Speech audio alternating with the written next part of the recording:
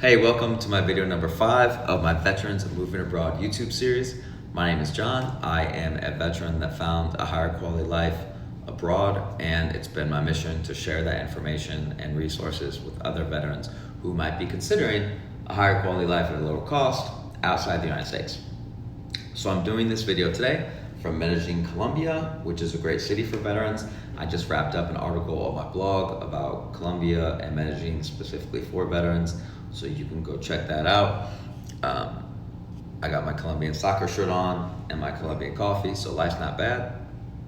I'm doing this in conjunction with my book, Veterans in Paradise, The Veteran's Guide to Moving Abroad, which is on Amazon, and it'd be awesome if you went and bought it. If you don't want to buy it, I will send you the digital copy for free, because my mission getting into this was always to help veterans. So if you hit me up with your email address or whatever, I can send it to you. So this video today is about doing your trial run. But what is a trial run? This is one of the most overlooked aspects of moving abroad. A lot of veterans don't do this and pay the price for it later. So if you're gonna move abroad and you're gonna do it right, this is a necessary step. A trial run is when you go somewhere, you visit a new country for the purposes of moving there in the future. So this is a recon mission, because living somewhere is far different than staying at an all-inclusive resort or vacationing there for a weekend. You're not gonna go there on vacation mode, you're gonna go there on mission mode. It's like a fact-finding mission. You're going there to find reasons to live there and reasons not to live there. Before you go on your trial run, you wanna try and make some friends and contacts beforehand. The best way to do this is Facebook expat groups. That's your best starting point. Wherever you are in the world, they will have expat Facebook groups, and they often have meetups and things like that. So if you want to go to Tokyo, they'll have an expat Facebook group there. If you want to come here to Colombia, they have a bunch of Facebook expat groups. They even have a veteran expat Facebook group of veterans that live here in Colombia. Usually veterans will look out for each other, and we understand our specific concerns when it comes to healthcare, when it comes to the veteran mentality, when it comes to finances and all those things. But be warned, some veterans are the worst. So if you're in the military, I think you know that. So I'm gonna cover a few key tasks to do during your trial run. The first, obviously hands down, has to be financial. You have to do a realistic stress test of your actual monthly budget. So you're not gonna wanna eat in the fanciest, nicest restaurants that you eat on vacation. You want to use public transportation, and you really want to dive into your personal banking situation. So what that means is inspect your credit cards and debit cards, things like that, and see how they function over there, and see if you're paying extra foreign fees. Of course, looking at that beforehand, but see how that works. So you're also going to pay attention to some of the hidden fees and costs and things like that you might go into. A lot of veterans really struggle with getting off the impulsive vacation mode spending when they move abroad, and really diving into being responsible with the money, because sometimes it can feel like monopoly money. So getting at your own money is often the bane of expat existence. So the best way to do that can differ on your own personal financial situation, where you're at in the world and all that. So here in Colombia, for example, I just sent myself 1,000 American dollars through Remitly, which is an app kind of like Western Union, but it's better. And then I go to a local bank or grocery store and pick it up.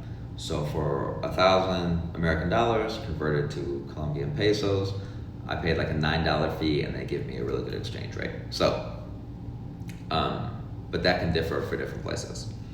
So if you do want to open up a bank account in another country, and I think I'll do a more in-depth financial video to explain it, but you can do that, and you can deposit VA benefits and military retirement and all that into a foreign account without any problem. However, if you have money in a foreign account and it goes above $10,000, then you have to file a specific form with the IRS called an FBAR. Otherwise, you can control for money laundering, which obviously you don't want to do. So in my book, I have the information, and you can ask me. But second is healthcare. Obviously, first money, second healthcare. A lot of healthcare is very individualized, especially even for veterans. Like, I don't know if you're retired and you're interested in using TRICARE. I don't know if you're interested in using a foreign medical program, Veterans Administration. I don't know if you're interested in private insurance. I don't know if you're service connected, none of that stuff.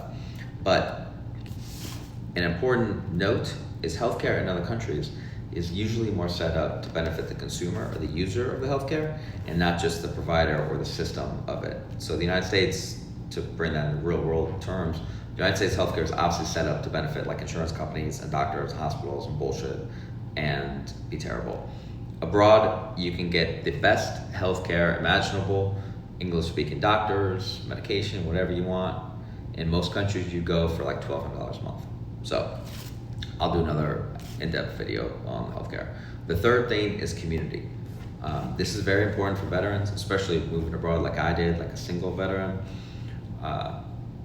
because isolation and loneliness can be very dangerous for veterans. So I always recommend places that already have an existing veteran population because I just think it's easier to connect for me personally with veterans. But making friends abroad is actually easier than the United States.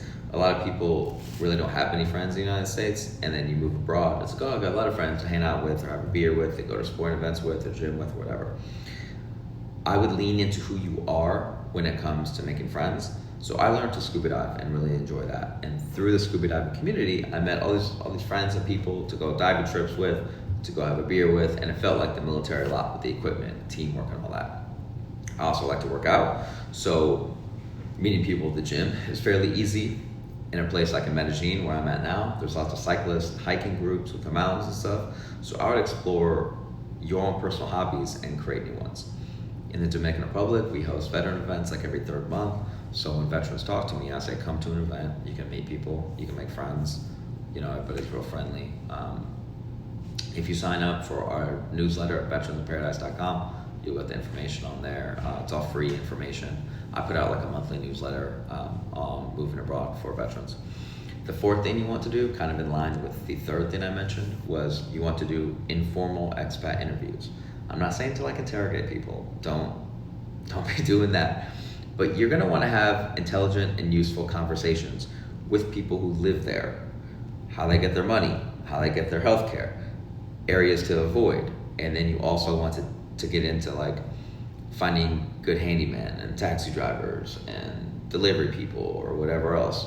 Contacts and resources like that are very important. You also want to ask them specific questions like, what do you wish you knew before you moved here? What did you find out that saved you money? Life tips, where to grocery shop. That's extremely valuable information. You don't want to just sit there and drink with people and talk about how great it is. You want to like kind of write it down. Like, what questions could I ask this person? Think about it beforehand. Also look into veteran groups.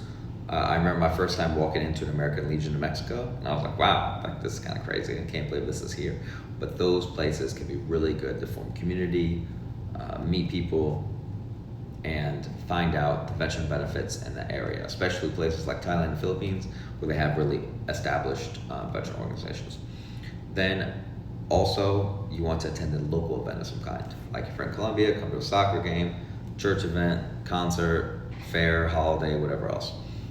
You want to kind of live in two worlds, in the expat community and the local community, and you want to kind of have the best of both. But when you talk to local people, be honest, make friends, prioritize respect, and usually veterans are very easily welcomed into communities. The fifth thing I want to mention is mental health and the vibe check, baby. As a veteran, you want to think about how the place makes you feel as far as your mental health goes. Are you more relaxed there, less relaxed? Are you on edge? Are you sleeping better? Are you eating healthier? You want to pay attention like how your nervous system feels. Listen to your body, see how your day-to-day feeling. Are you feeling lighter? Is your stomach clearing up? Is your skin clearing up? Whatever else. On your trial run, I guess I close with this. If it doesn't feel right, if you get there and it's like, I don't know, that's not a failure, it's data. You do not want to move abroad and get to another country and not do a trial run and then find out you hate it there when you made a permanent move. Being stuck there in a foreign land and have nowhere to go is not a good place to be. And that's why the trial run is very important, even though it's going to cost you a little money to go there beforehand. Diving into the deep end is sometimes a good idea in life, but usually not for moving abroad if you don't have some type of advanced information or whatever. So again, you want to cover the financial aspect, the health aspect, the community aspect, then you want the expat interviews, and then you're going to want to vibe a mental health check. So moving abroad is a dream for people, and it's been, the best thing I ever did in my life.